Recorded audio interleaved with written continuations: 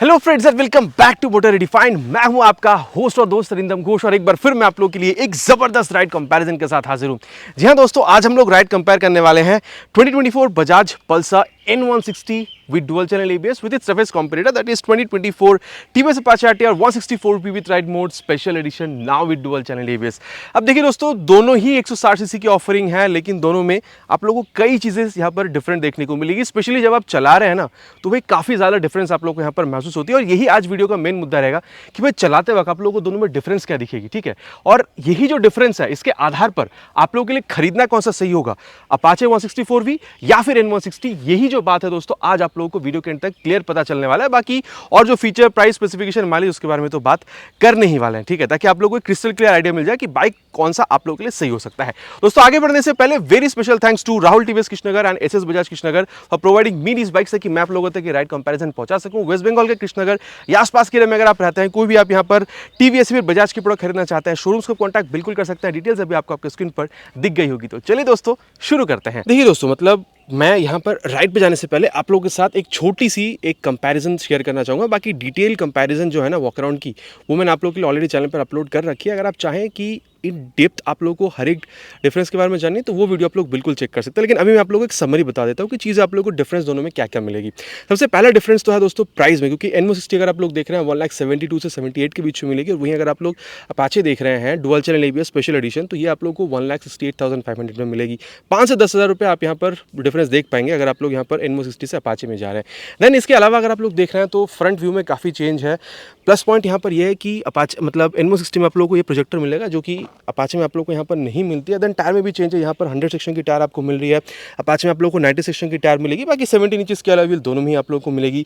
दोनों में आप लोगों को डुअल चैनल ABS का सपोर्ट मिलेगा। लेकिन अपाचे में आप लोगों को 270 mm की डिस्क मिल रही है, जो कि पेडल डिस्क है, ठीक है। ब्रेकिंग के टाइम पे हीट डिसिपेशन में पेडल डिज़ाइन हेल्प करती है। पेडल डिज़ाइन भले आप लोग को N160 में ना मिल रही हो, लेकिन यहाँ पर 300 mm मिल रही है। वहाँ पर आप लोगों को 31 mm की नॉर्मल टेलीस्कोपिक फोक मिल रही है, लेकिन यहाँ पर आप लोगों को USD फोक मिल रही है, वो भी 35 mm की। तो ये एक काफ़ी डिफरेंस है अगर आप लोग दोनों की फ्रंट व्यू में देख रहे हैं। देन डेफिनेटली टायर, मतलब अगर आप लोग देख रहे हैं तो इंजन में तो डिफरेंस है ही। वहाँ पर आप लोग को ऑयल कूलिंग 4 बार मिलेगी, यहाँ पर आप लोग को 2 वाल्व एयर कूलिंग मिल रही है।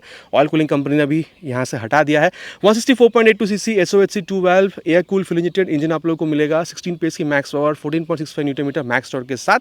एसएनसी सुपर क्लच दोनों में आप लोग को नहीं मिलेगा, लेकिन GDD टेक्नोलॉजी आप लोग को अपाचे में एक्स्ट्रा मिलेगी, जिसको आगे हम लोग बिल्कुल टेस्ट करने वाले हैं। अपाचे में अगर आप लोग देख रहे हैं तो यहाँ पर आप लोगों को 159.7 cc SOHC 4 valve air oil cool fuel injected engine आप लोगों को मिलेगा। 17.55 PS की मैक्स पावर, और यहाँ पर आप लोगों को 14.7 न्यूटन-मीटर तक की मैक्स टॉर्क मिलेगी। बाकी देखिए ABS मोड आप लोगों को N160 में मिलेगा, सिर्फ ABS को कैलिब्रेट करने के लिए, जो कि यहाँ पर 3 है, जो कि है road, rain and then off road mode आपको मिलेगा। देन अगर आप लोग अपाचे में जा रहे हैं तो ये 3 मोड आपको मिलेगा, स्पोर्ट, रेन एंड देन आप लोगों को जो अर्बन मोड है ये मिलेगा, ठीक है। स्पोर्ट मोड में मैक्सिमम पावर टॉर्क आप लोगों को मिलेगा। अर्बन और रेन मोड में पावर टॉर्क को घटा के, ठीक है, वहाँ पर जो माइलेज है या फिर जो रेन के टाइम पर स्पेशली जो ABS को कैलिब्रेट करने की ज़्यादा कोशिश की जाती है। तो ये एक डिफरेंस है। और वहीं अगर आप लोग रियर सेक्शन में जाते हैं तो यहाँ पर सबसे पहले इसकी जो एग्जॉस्ट साउंड है वो सुन लीजिए। अगर आप लोग यहाँ पर N160 में आ रहे हैं तो यहाँ पर आप लोगों को जो अंडरव्हील एग्जॉस्ट है वो मिलती है। आवाज़ इसकी आप लोग सुन लीजिए।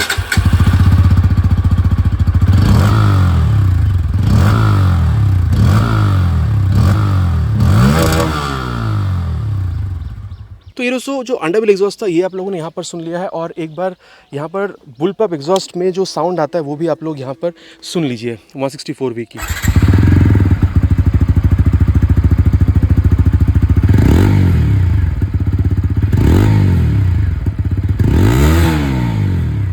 तो ये आप लोगों ने दोनों ही आवाज़ सुन ली है। बाकी मैं इतना आप लोगों को कह सकता हूँ कि N160 में आप लोगों को थोड़ा सा थ्रोटियस से ज़्यादा मिलेगा, 164 में आप लोगों को थोड़ा सा बेसिस से ज़्यादा मिलेगा। आप लोगों का क्या कहना है नीचे आप लोग कमेंट करना नहीं भूलेगा। एक चीज़ मैं आप लोगों को और बता दूँ, दोनों में आप लोग को 130/70 सेक्शन की जो टायर है वो बिल्कुल मिल जाएगा। लेकिन अपाचे में अगर आप लोग देख रहे हैं वहाँ पर रेडियल टायर है, जो कि यहाँ पर नहीं है। 230 mm की आप लोग को यहाँ पर डिस्क ब्रेक मिलेगी विद दिस मोनोशॉक सस्पेंशन। यहाँ पर आप लोग को डिस्क साइज़ जो है थोड़ी सी बड़ी मिलेगी, ठीक है। यहाँ पर आप लोग को 240 mm की मिलेगी, लेकिन ये पेडल डिस्क है। मैंने पेडल डिस्क का क्या चाहिए खासियत है वो मैंने ऑलरेडी बताया। और यहाँ पर आप लोगों को शोआ के जो मोनोशॉक है ये यहाँ पर आपको देखने में मिल जाती है। सीट हाइट की जहाँ तक बात है यहाँ पर 800 mm तक की है। N160 में आप लोगों को यहाँ पर 795 mm की मिलेगी।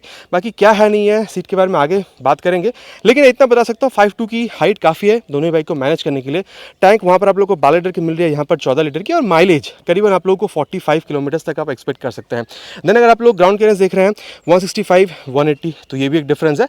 वेट में भी डिफरेंस है 6 किलोग्राम की, ये 152 की आ रही है और ये 146 किलोग्राम की है। देन अगर आप लोग देख रहे हैं तो दोनों में जो हैंडल बार है वो बिल्कुल ही सेम है, नॉर्मल सी हैंडल बार। बाकी यहाँ पर आप लोग को ये मोबाइल चार्जिंग पोर्ट मिल रही है जो कि आप लोग को यहाँ पर 164 में अभी यहाँ पर देखने में नहीं मिलेगी। देन अगर आप लोग मीटर कंसोल देख रहे हैं तो यहाँ पर आप लोग को completely digital Bluetooth enable meter console मिलेगी। ठीक है, यहाँ पर आप लोग को जो टैकोमीटर है, आरपीएम मीटर वो मिलेगी, स्पीडोमीटर। देन आप लोग को यहाँ पर time, fuel gas sensor, gear position sensor, odometer, settings यहाँ पर बता रही है, क्लॉक वगैरह सेट कर सकते हैं। और ये turn button navigation, call, SMS alert आप लोग यहाँ पर एक्सेस कर पाएंगे अगर आप लोग बजाज की राइड कनेक्ट ऐप को मोबाइल में डाउनलोड इंस्टॉल करके थ्रू ब्लूटूथ इसके सहारे अगर आप लोग जोड़ते हैं तो। बाकी यहाँ पर आप लोग को road, rain end of road mode भी आप लोग यहाँ पर इस्तेमाल कर पाएंगे। आगे चलते हुए इसके बारे में बिल्कुल बात करने वाले हैं। और वहीं अगर आप लोग यहाँ पर अपाचे में आ रहे हैं तो यहाँ पर भी दोस्तों आप लोगों को ये turn button navigation, call, SMS alert वगैरह सारी चीज़ें मिल जाएगी अगर आप लोग यहाँ पर ये स्मार्ट कनेक्ट ऐप को मोबाइल में डाउनलोड इंस्टॉल करके थ्रू ब्लूटूथ इसके सहारे अगर आप जोड़ते हैं। और यहाँ पर भी दोस्तों आप लोग को टैकोमीटर, स्पीडोमीटर, ओडोमीटर, ये जो सारी चीज़ें आप लोग को मिलेगा। ठीक है, fuel gas sensor, gear position sensor, ठीक है, ये सारी चीज़ आप लोग को यहाँ पर भी मिलेगी। मोड का बटन इस्तेमाल करने से आप लोग को यहाँ पर ये जो trip A, trip B, then आप लोग को लैप टाइमर मोड, ये चीज़ें खास मिल रही है। High speed mode and then 0 to 60 कितने सेकंड में अचीव हुई है वो भी आप लोग को यहाँ पर दिख जाती है। बाकी आईना वगैरह में कितनी मतलब चीज़ें आप लोग को अच्छी दिखती है, आगे चलते हुए इसके बारे में बिल्कुल हम लोग बात करने वाले हैं। तो चलिए दोस्तों अब टाइम वेस्ट ना करते हुए राइड पे चलते हैं, देन बात करते हैं दोनों में क्या डिफरेंस आपको दिखेगी। दोस्तों यहाँ पर राइड कंपैरिजन की शुरुआत करेंगे विद N160 क्योंकि पावर यहाँ पर थोड़ी सी कम है। बाकी एक्सेलरेशन के टाइम पे आपको पता चल जाएगा 0 to 60, 0 to 100 परफॉर्मेंस वाइज ये कितनी बेहतरीन है। अब जब दोस्तों आप इसको बैठ रहे हैं ना, 8 देखिए 795 की सीट हाइट है, रियर फिटेड फुट पे आप लोग को मिल रहा है। सीट ना कंफर्टेबल है, थोड़ी सी दब भी रही है जब आप बैठ रहे हैं, स्पेशियस है। आप बैठ रहे हो या फिर पिलन के साथ, मतलब स्पेस की वजह से आपको प्रॉब्लम नहीं होनी चाहिए। ठीक है, और आप हल्की से यहाँ पर सामने की तरफ झुक रहे हैं। ठीक है, अब यहाँ पर इसको हम लोग बंद करते हैं, मतलब helmet on and first gear, second gear, third gear. अब देखिए ऑनेस्टली मैं एक चीज़ आपसे कहना चाहूँगा, यहाँ पर ये जो ऑयल कूलिंग हटी है ना, इसकी वजह से ना ऐसा नहीं है कि बहुत ज़्यादा आप लोगों को कोई मतलब परफॉर्मेंस में डिफरेंस समझ में आएगी, ऐसा नहीं है। ठीक है, लेकिन हाँ ये बात भी सही है कि अगर ये लॉन्ग राइड्स पे जा रही है ये बाइक तो शायद ऑयल कूलिंग थोड़ी सी बेहतर एक विकल्प, मतलब एक बेहतर ऑल्टरनेटिव हो सकती थी। बाकी ये देखिए जब तक यहाँ पर लॉन्ग राइड्स की या फिर जो लॉन्ग कस्टमर रिव्यू जब तक नहीं मिलेगा ना इस बाइक की, तब तक मैं आपको क्लियरली इसके बारे में बता नहीं पाऊंगा। लेकिन अगर 50 60 70 किलोमीटर आप नॉर्मल राइड कर रहे हैं फॉर अ डे, उस पर आप लोगों को ऑयल कूलिंग हटने की वजह से यहाँ पर कोई मतलब हीटिंग इशू मतलब जो प्रॉब्लम है ऐसा आप लोगों को मेरे हिसाब से यहाँ पर नहीं होनी चाहिए। आप आराम से चला सकते हैं। छोटी मोटी राइड के लिए ऑयल कूलिंग हटने की वजह से कोई प्रॉब्लम इतना मैं कह सकता हूँ कि आपको नहीं होने वाली है। और ये मतलब स्मूथनेस तो है अलग ही लेवल की है। बाकी हाँ जब एक्सेलरेशन टेस्ट करेंगे उसके बाद स्मूथनेस के बारे में और ज़्यादा बात करेंगे। ठीक है, लेकिन हाँ ये एक बात है कि भाई स्मूथनेस आप लोगों को यहाँ पर बढ़िया मिलेगी। अब यहाँ पर दोस्तों एक बार मोड़ के देखें, बाकी ये एक चीज़ है कि ये जो रोड है ना बिल्कुल नई बनी, आप देख सकते हैं। भले ही यहाँ पे थोड़ी सी आपको मतलब नैरो दिख रही है लेकिन रास्ता बिल्कुल क्लियर है। आप लोगों को ये नज़ारा कैसे लग रहा है, मतलब लोकेशन सही है या नहीं, आप लोग बिल्कुल कमेंट कीजिएगा, मुझे भी थोड़ा आइडिया बनेगा ठीक है इसके बारे में। और अब अगर आप लोग यहाँ पर इसकी ये मतलब क्लच के बारे में देख रहे हैं, भाई ये 100 सीसी की जो बाइक होती है ना उतनी उससे भी ज़्यादा आप लोगों को सॉफ्ट मिलेगी। ये मतलब एक अमेजिंग बात है इसकी। और अगर आप लोग हाँ गियर शिफ्टिंग देख रहे हैं तो हल्का सा एक एफर्ट के साथ आप लोगों को अप डाउन करना पड़ रहा है अगर आप लोग गियर शिफ्टिंग देख रहे हैं। बाकी हाँ एक क्लिक साउंड आप लोगों को मिल रही है, बाकी स्मूथनेस के साथ ही हो रही है। लेकिन हाँ अगेन मैं कहूँगा थोड़ी सी एफर्ट के साथ। और चलिए अब ज़्यादा टाइम वेस्ट ना करते हुए जो एक्सेलरेशन टेस्ट है वो करते हैं, देन हम लोग इसके बारे में आगे बात करते हैं परफॉर्मेंस के बारे में। तो ऑलरेडी मैंने इसको फर्स्ट गियर पर यहाँ पर रख दिया है 3 हॉर्न के साथ।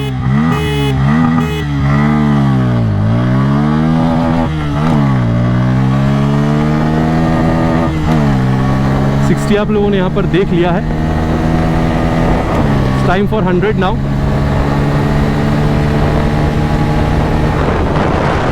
और 100 जो है ये भी इसने काफ़ी आराम से यहाँ पर पार कर लिया। देखिए मतलब स्ट्रेट अवे मैं आपको इतना कह सकता हूँ कि 90 तक भी ना वाइब्रेशन आप लोगों को बहुत ज़्यादा यहाँ पर समझ में नहीं आएगा। इनफैक्ट 100 तक भी अगर आप जा रहे हैं, ग्लव्स जूते अगर आपने पहले हुए हैं, आप आराम से इसको कंफर्टेबल क्रूजिंग स्पीड मानकर चल सकता है। और वहीं अगर मैं आप लोगों को बताऊं कि भाई स्टेबिलिटी कैसी है, भाई स्टेबिलिटी भी इसमें बहुत तगड़ी आपको मिलेगी। मेरे हिसाब से स्टेबिलिटी के लिए आप लोगों को यहाँ पर कोई शिकायत एटलीस्ट यहाँ पर यूएसडी आने की वजह से तो आपको नहीं होनी चाहिए। अब टाइम हो चला दोस्तों कि हम लोग यहाँ पर इसकी जो ब्रेकिंग है उसके बारे में बात करें। देखिए यहाँ पर आप लोगों को फ्रंट में 300 mm की डिस्क मिलेगी, तो सबसे पहले इसको 60 पर ले चलेंगे and then front brake and 69 पे फ्रंट ब्रेक। एक चीज़ मैं आपको बताऊं दोस्तों, ये जो रोड मोड में आप देख रहे हैं ना, यहाँ पर आप लोगों को जो मतलब एबीएस की इंट्रूशन है वो मैक्सिमम दिखेगी। यही अगर आप लोग ऑफ रोड मोड में इसको स्विच करके चलाते हैं ना एबीएस में, अच्छा मैं आप लोगों को यहाँ पर चलते हुए बताता हूँ, ठीक है। ऑफ रोड मोड में जब आप जा रहे हैं ना, तो एबीएस की यहाँ पर जो इंट्रूशन है ये आप लोगों को बहुत ज़्यादा यहाँ पर समझ में नहीं आएगी, लेकिन हाँ गाड़ी आपको अच्छी तरीके से रुकती हुई दिखेगी। लेकिन जब आप ये रोड मोड में चला रहे हैं ना, अभी जब मैंने इसको ब्रेक करी काफ़ी तगड़ी ब्रेकिंग मुझे मिली, लेकिन एबीएस की इंट्रूशन मुझे यहाँ समझ में आई है। ये आपको समझ में बहुत कम आएगी अगर आप लोग ऑफ रोड मोड में इसको स्विच करके चलाएंगे। रियर यहाँ पर जो ब्रेकिंग उसके बारे में बात करी जाए, भाई एबीएस वहाँ पर भी मिलती है 60 पे रियर ब्रेक अप्लाइड। ये देखिए एक्सट्रीम मैंने प्रेस किया है। पहली बात तो यह है कि गाड़ी फिसली नहीं है, दूसरी बात यह है कि भाई एबीएस की जो इंट्रूशन है वो मुझे फील हुई है, और तीसरी बात यह है कि हाँ ये प्रोग्रेसिव ही है, जैसे मैं अमूमन आप लोगों को हर वीडियो में कहता हूँ। तो ये ब्रेकिंग के बारे में बात हुई। अब दोनों को साथ में अप्लाई करके देखें, 60 तक ले चलते हैं and rear with front brake applied 63 पे।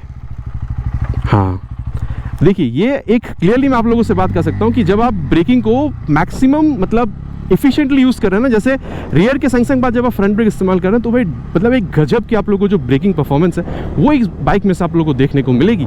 और यहाँ पर से दोस्तों देखिए रास्ता स्टार्ट हो रही है, इसको एक बार यहाँ पर घुमाते हैं। देखिए जो टर्न रेडियस है ना, ये भी जब ये यूएसडी नहीं था ना तब टर्न रेडियस थोड़ी ज़्यादा थी, बाकी अभी भी ठीक है, लेकिन टेलीस्कोपिक फोक के टाइम पे मेरे हिसाब से थोड़ी ज़्यादा आप लोगों को मिलती थी। और जैसे मैं आप लोगों को बता रहा था, एक बार ना मैं आप लोगों को यहाँ पर ये ऑफ रोड मोड में शिफ्ट करके बता देता हूँ, ठीक है।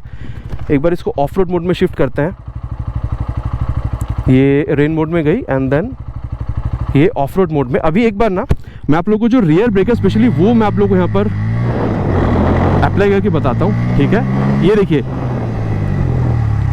ये आवाज़ है आपको, देखिए आवाज़ है आपको। तो ये बात है, मतलब ऑफ रोड मोड में जब आप जा रहे हैं ना, तो रियर ब्रेक जो है वो आप लोगों को बहुत कम इंट्रूशन दिखाएगी एबीएस की। तो ये एक बात है, अगर आप लोग ऑफ रोड मोड में चला रहे हैं जहाँ पर गड्ढा वड्ढा बहुत ज़्यादा है रास्ते में, वहाँ पर ये जो मोड है आप लोगों को बहुत ज़्यादा सही तरीके से मतलब अपना कमाल दिखाती हुई नजर आएगी। और वहीं अगर आप लोग सस्पेंशन देख रहे हैं, देखिए फ्रंट वाली जो सस्पेंशन है ना, अगर आप लोग एनएस के मुकाबले देख रहे हैं तो ये थोड़ी सी आपको सॉफ्टर महसूस होगी, लेकिन अगर आप लोग रियर सस्पेंशन देख रहे हैं एनएस के मुकाबले तो ये थोड़ी सी ना आप लोगों को ज़्यादा हार्डर महसूस हो सकती है। बाकी हाँ कैसीज की जो फीलिंग है कंपेयर टू अपाचे 164 भी अपाचे चलाते टाइम आप लोगों को बताऊंगा, लेकिन ओवरऑल अगर आप लोग देख रहे हैं भाई, अगर आप लोग ये कॉर्नरिंग वगैरह कर रहे हैं या फिर अगर आप लोग मतलब स्ट्रेट रोड पे जा रहे हैं, ठीक है, आप लोगों को भाई मज़ा आने वाला है। स्टिफनेस सस्पेंशन में से समझ में आ रही है, स्टेबिलिटी आप लोगों को बाइक में काफ़ी अच्छी मिल रही है, मैंने ये ऑलरेडी आप लोगों को एक्सेलरेशन के टाइम पर भी बताया है। और ओवरऑल अगर आप लोग देख रहे हैं, चाहे कोई भी कंडीशन हो, इंडियन कंडीशंस की मैं बात कर रहा हूँ रोड की, आप लोगों को मतलब आपके साथ निभाती हुई जो सस्पेंशन है ये बिल्कुल नज़र आने वाली है। अब दोस्तों यहाँ पर हैंडलिंग के बारे में बात करते हैं। देखिए फन टू राइड बाइक है, यूएसडी की वजह से काफ़ी आप कह सकते हैं कि वो जो कॉन्फिडेंस है वो आप लोग को मिल रहा है जब आप कॉर्नरिंग ले रहे हैं, या फिर स्ट्रेट रोड में स्टेबिलिटी काफ़ी अच्छी है, हाई स्पीड्स पर आपको काफ़ी अच्छी स्टेबिलिटी निकाल कर दे रही है। और आप कह सकते हैं कि भाई ओवरऑल चलाते हुए मज़ा भी आ रहा है, क्योंकि देखिए रियर व्यू जो मिरर है वो काफ़ी अच्छा रियर व्यू निकाल कर दे रही है, turn by turn navigation, call SMS alert, ये सारी चीज़ें आपको मिल रही है। सीट काफ़ी मतलब आप कह सकते हैं कंफर्टेबल एंड स्पेशियस है, ठीक है। माइलेज भी आप लोग को 40-45 किलोमीटर तक की मिल रही है। हाँ ऑयल कूलिंग होता तो शायद और बेहतर होता, लेकिन ऑयल कूलिंग हटने की वजह से ओवरऑल राइड फील पर ना आपको बहुत ज़्यादा कोई जो डिफरेंस है वो यहाँ पर समझ में आपको नहीं आएगी। और चलिए दोस्तों अब चलते हैं अपाचे पे, अंदर बात करते हैं कि भाई इसके मुकाबले वहाँ पर आप लोग को चीज़ें बेहतर मिल रही है या फिर क्या मिल रही है, मतलब चीज़ें क्या है वो वहाँ पर जाके बात करते हैं। और दोस्तों अब यहाँ पर जो अपाचे 164 भी है, इसके साथ हम लोग जो राइड कंपैरिजन उसको करेंगे विद N160 है। बाकी अगेन मैं कहूँगा दोस्तों ये जो मतलब ये जो रोड है, लोकेशन आप लोगों को कैसी लग रही है मुझे प्लीज़ कमेंट में लिखकर बताइएगा, ताकि मैं समझ सकूँ कि आप लोगों को क्या चीज़ें अच्छी लग रही है। अब देखिए जब आप बैठ रहे हैं ऐसा नहीं लग रहा है कि भाई क्योंकि 6 किलोग्राम इसमें कम है तो आप थोड़ी सी हल्की सीट पर बैठे हैं, ऐसा आपको फील नहीं हो रहा है। रियर फिटेड फुट पे इसमें भी है, और हाँ थोड़ी सी दब रही है seat one compare to N160, और आप थोड़ा सा कम झुक रहे हैं वन कंपेयर टू N160। और यहाँ पर भी आप लोगों को ये adjustable brake and clutch level मिल रहा है जो आप लोगों को N160 में नहीं मिल रही है, और हाँ स्पेशियस सीट आप लोगों को यहाँ पर भी मिलेगा। अब चलिए यहाँ पर हेलमेट का शीशा डाउन, स्टार्ट करते हैं बाइक फर्स्ट गियर, और मैंने इसको स्पोर्ट मोड में ही सेट करके रखा है, ठीक है। ये देखिए भाई अगर आप लोगों ने सही तरीके से क्लच और यहाँ पर जो थ्रॉटल है उसको मतलब मैनेज नहीं किया ना व्हीली भी हो सकती है, इतना गजब का पावर डिलीवरी है इसमें, ठीक है। और देखिए ये बात तो है कि मतलब स्मूथनेस यहाँ पर भी आपको मिलेगा, लेकिन हाँ N160 में स्मूथनेस के मामले में N160 यहाँ पर आप लोगों को थोड़ी सी बेहतर महसूस हो सकती है। बाकी ये कितनी वाइब्रेट करती है नहीं है उसके बारे में आगे हम लोग एक्सेलरेशन के बाद इसके बारे में बात करेंगे, ठीक है। और अब आप अगर देख रहे हैं तो क्लच, हाँ क्लच आप लोगों को N160 में भाई बहुत सॉफ्ट मिलेगा, लेकिन यहाँ पर उसके मुकाबले थोड़ी हार्डर है। लेकिन अगेन यहाँ पर थोड़ी सी आप इसको मतलब पास या दूर लेके जा सकते हैं, जो आप लोग N160 में नहीं कर पाएंगे। और अगर मैं आप लोगों को बताऊं अबाउट गियर शिफ्टिंग, तो हाँ यहाँ पर आप लोग को गियर शिफ्टिंग N160 के मुकाबले अभी I don't know why but मुझे थोड़ी सी ज़्यादा स्मूथर लग रही है। बाकी N160 भी स्मूथ थी, लेकिन यहाँ पर आप लोगों को स्मूथर लगेगी, ठीक है। बाकी यहाँ पर भी आप लोगों को क्लिक सा साउंड मिल रहा है और आपको पता चल जा रहा है कि हाँ सेटिस्फैक्टरीली आपने जो गियर शिफ्टिंग है वो कर ली है। और चलिए अब चलते हैं इसकी एक्सेलरेशन टेस्ट पे, एंड देन इसकी जो परफॉर्मेंस उसके बारे में आगे बात करते हैं। स्टार्ट करते हैं दोस्तों। फर्स्ट गियर पे ऑलरेडी मैंने इसको रखा हुआ है 3 हॉर्न के साथ।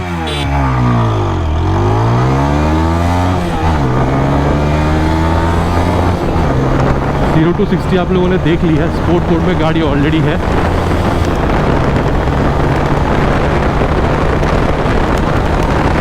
और 100 इसने भी आराम से अचीव कर लिया है, ठीक है। जब आप अपाचे को चला रहे हैं, हाँ देखिए डेफिनेटली जो चेंज मतलब वो एक इंजन की अलग जो कैरेक्टरिस्टिक्स है ना वो आपको समझ में आएगी, ठीक है। मतलब यहाँ पर ना आपको आप देखिए दोस्तों, जब आप टेस्ट राइड करेंगे तो आपको समझ में आएगा। चलाते वक्त एक इंजन की जो अपनी एक अलग कैरेक्टरिस्टिक्स है दोनों बाइक में, वो आप लोग को समझ में आने वाली है। हाँ अगर आप लोग वाइब्रेशन देख रहे हैं तो भाई इसमें भी काफ़ी कंट्रोल है। 85 के बाद आपको समझ में आएगी। इनफैक्ट 90-95 तक भी अगर आप देख रहे हैं ग्लव्स जूते के साथ अगर आप चला रहे हैं तो भी मेरे ख्याल से 100 तक भी आप कंफर्टेबल क्रूजिंग स्पीड इसकी भी मानकर चल सकते हैं। और स्टेबिलिटी में मैं अगेन कहूँगा भाई लोग कि यहाँ पर भी आप लोगों को कोई प्रॉब्लम वैसे नहीं हो रही है। लेकिन हाँ अगर फ्रंट में 100 सेक्शन की टायर होती तो शायद और ज़्यादा मज़ा इसमें आ सकता था। अब देखिए 0 to 60, 0 to 100 कितने सेकंड्स में इसने अचीव किया है वो तो आप लोगों ने स्क्रीन पर देख ही ली होगी। लेकिन मैं इतना आपको कह सकता हूं कि दोनों में बहुत ज्यादा डिफरेंस था, ऐसा आप लोगों को फील बिल्कुल भी नहीं होने वाला है। और दोस्तों अब यहाँ पर ब्रेकिंग के बारे में बात करते हैं। सबसे पहले फ्रंट ब्रेक को 60 तक ले चलते हैं, देन अप्लाई करेंगे एंड 62 पे फ्रंट ब्रेक, ये देखिए। अच्छा एक चीज़ मैं ऑनेस्टली कहना चाहूँगा, देखिए ऐसा नहीं है कि फ्रंट ब्रेक में बहुत ज़्यादा डिफरेंस है, लेकिन यहाँ पर ये जो लीवर आप देख पा रहे हैं इसको आपको ज़्यादा पुल करना पड़ेगा, तभी आप लोग को बेहतरीन परफॉर्मेंस देखने को मिलेगी, ठीक है इसमें से। और हाँ अगर आप मुझसे पूछेंगे कि भाई दोनों में बेहतरीन कौन है, तो मैं कहूँगा N160 में थोड़ी सी बेहतर चीज़ आपको दिख सकती है फ्रंट ब्रेकिंग में, स्पेशली मैं कह रहा हूँ। लेकिन यहाँ पर भी तगड़ी है ब्रेक फाइट फीडबैक फ्रंट ब्रेक में से, यहाँ पर भी आपको काफ़ी अच्छी मिल रही है। रियर ब्रेक जो है उसको हम लोग यहाँ पर टेस्ट करते हैं, ले चलेंगे 60 तक एंड 61 पे रियर ब्रेक। अरे भाई साहब इसमें तो भाई तगड़ी मतलब N160 में बहुत ज़्यादा इंट्रूशन नहीं थी, इंट्रूशन थी एबीएस की, लेकिन यहाँ पर तो भाई बहुत ज़्यादा एबीएस इंट्रूट कर रही है। तो ये एक तो डिफरेंस है। बाकी हाँ ये भी आप लोगों को प्रोग्रेसिव भी नज़र आ रही है, तो रियर ब्रेकिंग में बहुत ज़्यादा फर्क आपको समझ में नहीं आएगी। और अब दोनों को साथ में अप्लाई करते हैं, rear with front brake and rear with front brake applied. अच्छा एक बात मैं आपको ऑनेस्टली बताना चाहूँगा, भले ही फ्रंट ब्रेक अगर आप स्पेशली देख रहे हैं तो N160 में थोड़ी सी बेहतर मिलेगी, लेकिन जब आप रियर के संग संग फ्रंट ब्रेक को अप्लाई कर रहे हैं ना, तो मेरे ख्याल से दोनों बाइक में ना बहुत ज़्यादा डिफरेंस आपको समझ में नहीं आएगी। अब दोस्तों सस्पेंशन के बारे में बात करते हैं। देखिए यहाँ पर भी आप लोगों को मतलब सस्पेंशन काफ़ी अच्छी नज़र आएगी, चाहे आप कॉर्नरिंग कर रहे हो या फिर आप टॉप स्पीड जा रहे हो, हाई स्पीड जा रहे हो, काफ़ी बेहतरीन आपको समझ में आएगी। लेकिन स्पेशली जब बात कॉर्नरिंग की हो रही हो ना, तो N160 आप लोगों को थोड़ी सी बेहतर रिस्पॉन्स बिल्कुल निकाल कर देगी। और गड्ढे में अगर आप लोग जा रहे हैं ना, तो मेरे ख्याल से ये बाइक आप लोगों को थोड़ा सा ज़्यादा कंफर्टेबल महसूस होगी। तो ये एक डिफरेंस था। बाकी यहाँ सस्पेंशन यहाँ पर भी काफ़ी कंफर्टेबली आपको मिलेगा। डिफरेंस क्या है वो तो मैंने अभी आपको बताया है। और अगर आप ओवरऑल हैंडलिंग देख रहे हैं तो भाई ये भी आप मज़े से कर रहे हैं। मतलब ये बाइक दोस्तों मतलब किंग ऑफ 160cc सेगमेंट ऐसे ही नहीं कहा जाता है। पावर के साथ साथ भाई बाइक में आप लोगों को हैंडलिंग भी काफ़ी अच्छी मिलती है। मतलब बाइक बहुत ज़्यादा वेट फील नहीं होता है। आप लोगों को रियर व्यू जो मिरर है वो रियर व्यू भी काफ़ी अच्छा निकाल कर दे रही है। Turn button navigation, call SMS alert वगैरह, बाकी ये दोनों ही बाइक में आप लोग को मिल जाता है, चाहे N160 हो चाहे ये वाली बाइक हो। बाकी इसमें GTD मिलेगा। तो GTD क्या है, अभी जैसे हम लोग सेकेंड गियर पे है और मैंने देखिए क्लच थ्रॉटल दोनों ही छोड़ दिया है। यहाँ पर ये बाइक देखिए अपने आप यहाँ पर थ्रॉटल लेगी और आगे बढ़ेगी हल्की हल्की, ठीक है। ये देखिए 10-11 पे जा रही है।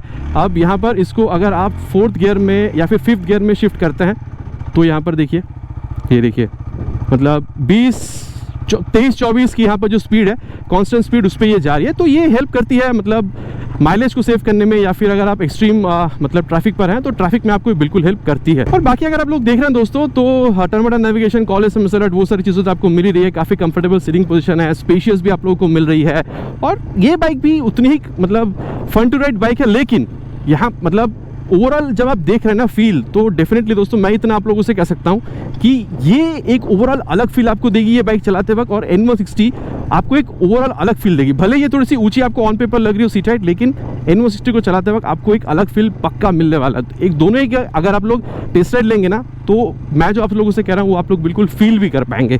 तो दोनों में डिफरेंस जो है वो मैंने आप लोगों को अभी यहाँ पर बता दिया है। चलिए अब चलते हैं कंक्लूजन पर, बात करते हैं दोनों में से कौन सा बाइक आप लोगों के लिए सही हो सकता है। अब भाई लोग, राइड के बाद सत्यवचन की घड़ी है कि भाई कौन सा बाइक आप लोगों के लिए सही हो सकता है। मैं आप लोगों से इतना कह सकता हूँ, देखिए अपाचे 164V स्टिल अगर आप लोग चला के देखेंगे ना, तो भाई मज़ा आने वाला है इस बाइक को चला के, इतना तो कंफर्म बात है। लेकिन ये 160cc जो सेगमेंट है ना, ऐसा है कि भाई इसमें कंपनियां काफ़ी ज़्यादा अपडेट ला रही है। इसमें पावर, माइलेज, स्पेसिफिकेशन, फीचर सब कंपनियां भरने की कोशिश कर रही है, मतलब एक बैलेंस बाइक बनाने की कोशिश कर रही है।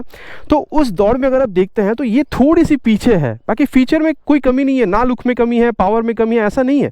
लेकिन जब आप ये सस्पेंशन देख रहे हो, टायर देख रहे हो, या फिर फ्रंट ब्रेकिंग की जब आप ओवरऑल मतलब ये जो ब्रेकिंग देख रहे हैं ना, तो देखिए चलाते वक्त शायद बहुत ज़्यादा फील आपको ना हो, लेकिन डेफिनेटली अगर जब आप कॉर्नरिंग कर रहे हो तो आपको थोड़ा समझ में आएगा कि अगर यहाँ पर मोटी सस्पेंशन मतलब या फिर अगर यूएसडी होती, स्टिफनेस थोड़ा ज़्यादा होता तो शायद और मज़ा आता। इन सब चीज़ों में अगर आप कहेंगे तो मेरे ख्याल से यहाँ पर थोड़ी सी इसको अपडेट की ज़रूरत है। बाकी ओवरऑल अगर आप चला के देखेंगे तो भाई मज़ा तो आपको अभी भी इसमें आएगा, लेकिन डेफिनेटली जिसमें चेंज की ज़रूरत है वो मैंने आपको बताया है। और अगर आपको बजट अलाउ कर रही है 1,65,70 तक जाने की, मेरे ख्याल से किंग ऑफ द सेगमेंट है भाई, मतलब आप आराम से खरीद सकते हैं इसको।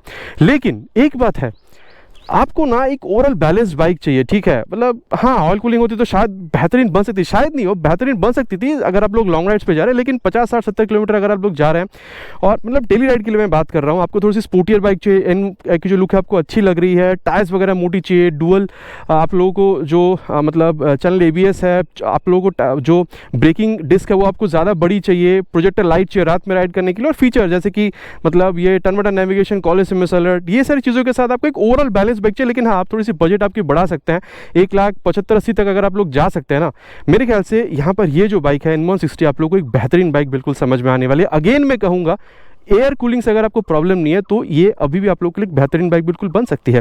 तो दोस्तों ये था एक छोटा सा राइड कंपैरिजन। बाकी वीडियो अगर आप लोग को पसंद आई, आपको पता है पसंद आए तो क्या करना है, भाई को मोटिवेट करने के लिए वीडियो में एक लाइक, चैनल पे अगर आप नए हैं तो सब्सक्राइब करके बेल बटन दबाना प्लीज़ नहीं भूलेगा। बहुत दिन मिलेंगे दोस्तों इसी तरीके के एक नया वीडियो में एक नए बाइक स्कूटर के साथ। Till then ride safe and जय हिंद।